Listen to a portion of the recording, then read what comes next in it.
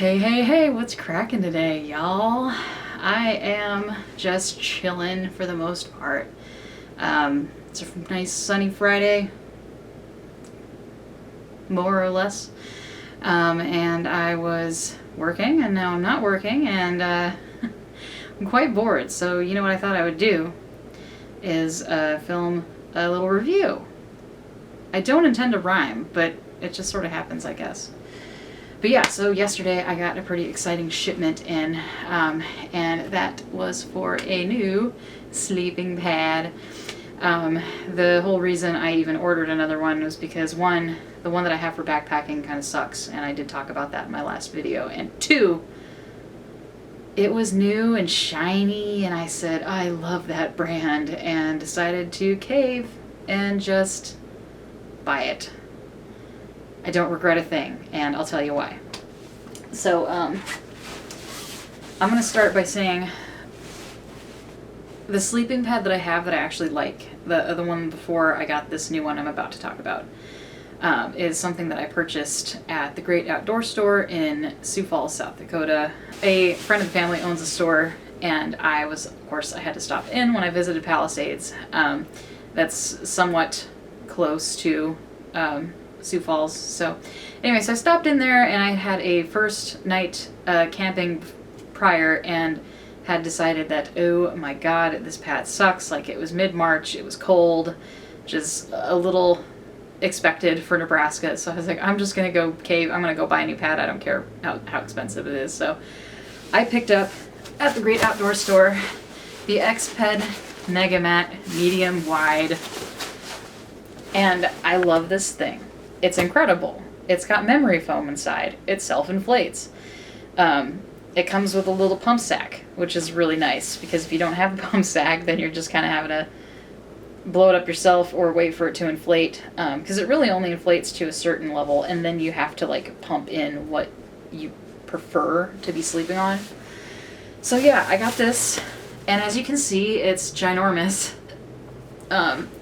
And because of its wide size, and it's the width of the bag, because of the wide size, it's really, really comfortable for me, because I'm a side sleeper, so my elbow usually ends up sticking out like that. But as you can see, it's huge and not suitable for backpacking unless you're like the Hulk and you're carrying like 50 pounds or something, and this is part of your 50, and I'm never going to do that because I refuse.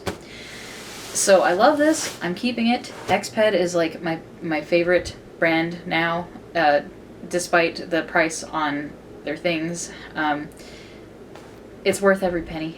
So if you're thinking about getting the Exped Megamat, do it, just with the understanding that it's more suited for camping out of your car or just camping in general. If you're not going to be far from your car or whatever, I'm actually going to take this one, I think, with me to Chicago at the end of the month. So I'm bunking with some friends, and they booked the hotel before I knew I was going, so I need something to sleep on, and this is going to be that.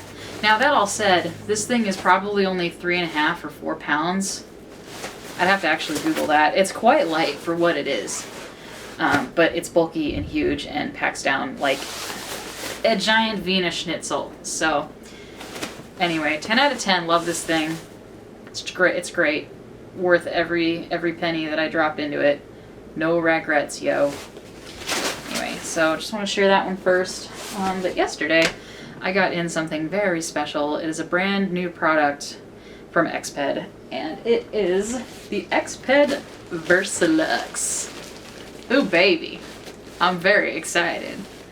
I got it in Grey Goose because I'm a not fun bitch. I really thought about getting the ocean color, but I was like, yeah, but I like this one. It's a little more classy. I don't know. I liked the orange details. So anyway, but you know, the point of them doing that is to make them look pretty and make sales, and I totally understand. But I myself am attracted to this color. This thing frickin' rocks. Okay, I set it up last night, and I had intended to sleep on it, and I almost did, and then it was like, I better not, just in case I like change my mind. I didn't, spoiler alert. So while it's not nearly as big as the Exped Megamat, here's a size comparison. Ah! Where's the bottom? It's like a little less than half the size when it's packed down. This guy, it says it comes in at like 2 pounds, or was it 3 pounds, 15 ounces?